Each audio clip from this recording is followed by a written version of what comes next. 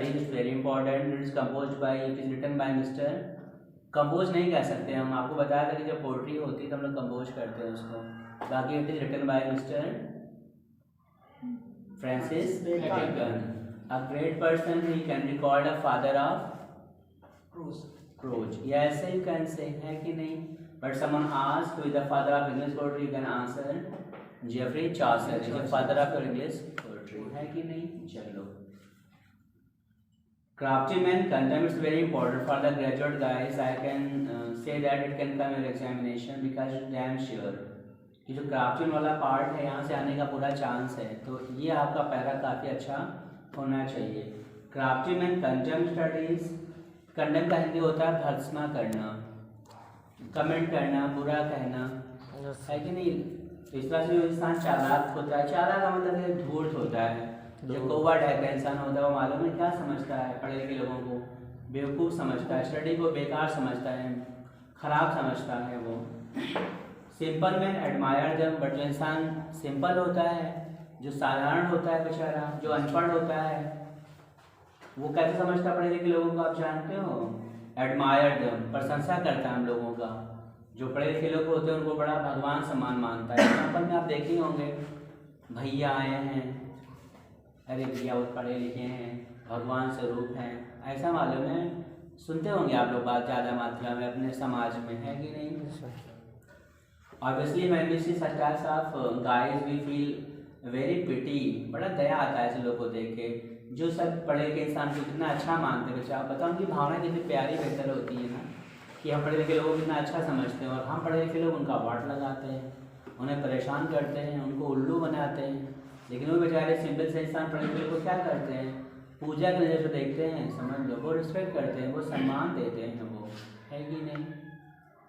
Obviously you all can see this in the city, in this society, even in your family, in your village you can see the stars of guys present and they respect us too much because they are very simple one. तो देखा, एक crafty आदमी होता है जो पढ़े लिखे लोगों को गधा समझता है, और एक मालूम साधारण इंसान होता है पढ़े लिखे लोग को मालूम है भगवान समान मानता है, वो गॉड का दर्जा उनको बख्शता है. बोलो, है कि नहीं. एक और होता है and wise man use them.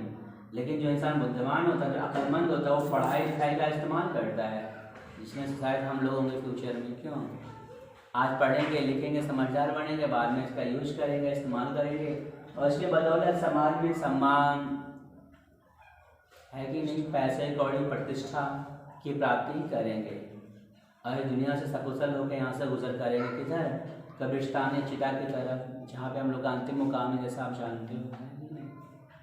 चलो, for they teach not their own use. क्योंकि मालूम है खास करके जो स्टडीज़ होते हैं वो अपने आप खुद नहीं बताते कि हमको ऐसा करो वैसा करो, बस बल्कि हम लोग का जो माइंड ब्रेन है, कितना आप एक्सपर्ट, कितना चालाक, कितना समझदार, उसके हिसाब से मालूम वो चीज़ हो जाती है रिजर्व, है कि नहीं.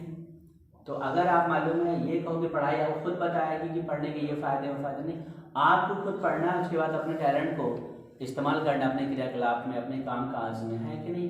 किताबें खुद नहीं कहती यूज़ मी, है कि नहीं, बट उसको हम पढ़ते हैं, उसके बाद हमें लगता है कि यूज़ करने के लायक है, तो उसका इस्तेमाल हम लोग अपनी ज़िंदगी में कर लेते हैं. But that is a wisdom without them and above them one by observation. और खास कर इतना भी जान लो कि जो बुद्धिमत्ता होती है किताबों से हम लोग हासिल करते हैं, लेकिन बुद्धिमत्ता केवल किताब से हासिल की हुई बुद्धिमत्ता समाज में नहीं चल सकती है. किताब से पढ़ो लिखो, बुद्धिमत्ता बटोरो, प्लस में आपका जो एक्सपीरियंस है, जो अनुभव है, जो देश काल वातावरण है, उसके हिसाब से आपको काम को अंजाम देना चाहिए, है कि नहीं. अगर आप किताबों की बातों को सुनते हो और उसको अमल कर देते हो समाज में, यह गलत है, क्योंकि हर किताब में लिखी हुई बात सच नहीं होती है. क्या हमारे किसी ज़माने में वो सही रही हो, किसी पे सही मैच करती हो, आप मैच ना करें.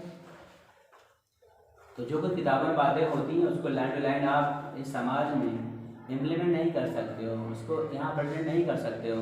उसके आधार पे मालूम है अपने आप को या अपने यार दोस्तों को सलाह नहीं दे सकते हो, बल्कि मालूम है उसको समझो, जानो, पहचानो, परखो, अपना अनुभव भी शामिल करो इसमें, तब जाकर उसमें मालूम हम लोग को निर्णय लेना चाहिए.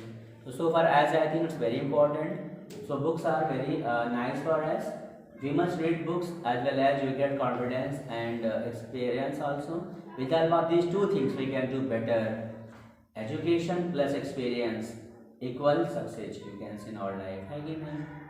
आपके पास ज्ञान हो, आपके पास अनुभव हो, सफलता आपके पास तो आती ही रहेगी, कहाँ जाएगी वो।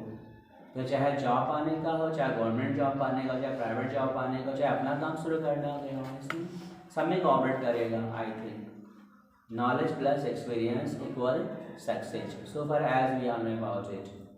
चलिए ये पढ़ाई ख़त्म होता है, अगला पैरा मालूम में आपका स्टार्ट होता है।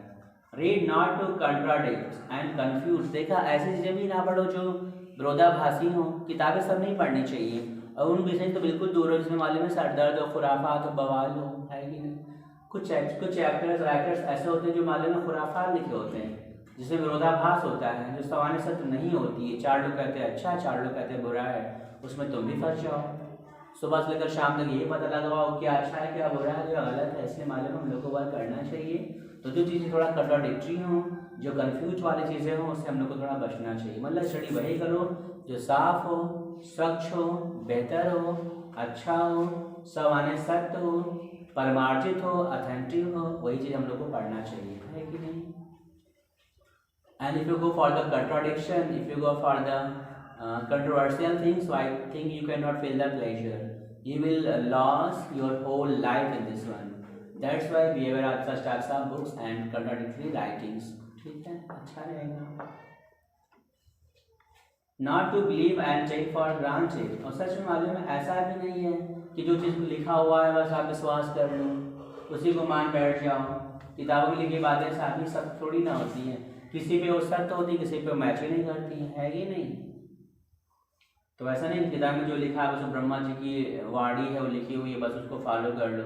अरे नहीं यार, कोई लिखा हो अपनी ज़िंदगी में, जो कुछ एहसास किया महसूस किया होगा वो लिखा पढ़ा होगा, और अपनी ज़िंदगी में सही रही होगी। हमारे पे नहीं मैच करता, हम कहाँ उसके पढ़ें, है कि नहीं। सीधी सी लाइन है, आपकी ज़िंदगी आपकी थी, हमारी ज़िंदगी हमारी है, लेकिन हाँ थोड़ा बड़ा मैच करता है, क्योंकि मानो तुम भी थे, मानो हम भी हैं, तो कुछ अंश तो मैच करेंगे। तो जो फ़ायदेमंद वाला मैच करता हुआ अंश है उसको रख लो, जो गलत वाला है उसको हटा दो, क्या जाता है कि नहीं। We think like this, if you get something profitable just collect it, and that's not it for it, drop it, है कि नहीं, सबसे सिंपल। चलो, not to find talk and discourse, और ज़्यादा मात्रा में उस पर बात ना करना या डिस्कस ना करना बेहतर है। अगर उस पर लड़ाते हो, बतियाते हो, बहस करते हो, टाइम खराब करते हो, इसका मतलब बेकार चीज़ करते हो आप। इसलिए that's why you must try to be aware of such types of things. The things are contradictory, we should not discuss more on it. आजकल बहुत लोग इस मुद्दे को उठा लेते, कोई मुद्दा उठा लिया उल्टा उल्टा मुद्दा, उसी मुद्दे पे बतिया डालें, टाइम खराब कर डालें, फ़ायदा कुछ नहीं। तो इसमें फ़ायदे में चिल्ला के क्या फ़ायदा। आजकल लोग होटल पे जाते हैं, बैठते हैं, गिलास लेते हैं, उसमें चाय आधा मारते हैं और पूरी पॉलिटिक्स को डुबो के चाय में से बाहर निकाल लेते हैं। सोचिए, तो ये सब बिल्कुल बात है, ये सब वो करने का वक्त होता है और कुछ करने के लिए कुछ होता नहीं। That's why they are all doing such types of work, as you know about it. Fine, let's see. But to weigh and consider, आप समझो, जानो, पहचानो, तौलो कि क्या लिखा हुआ है, सही है, गलत है।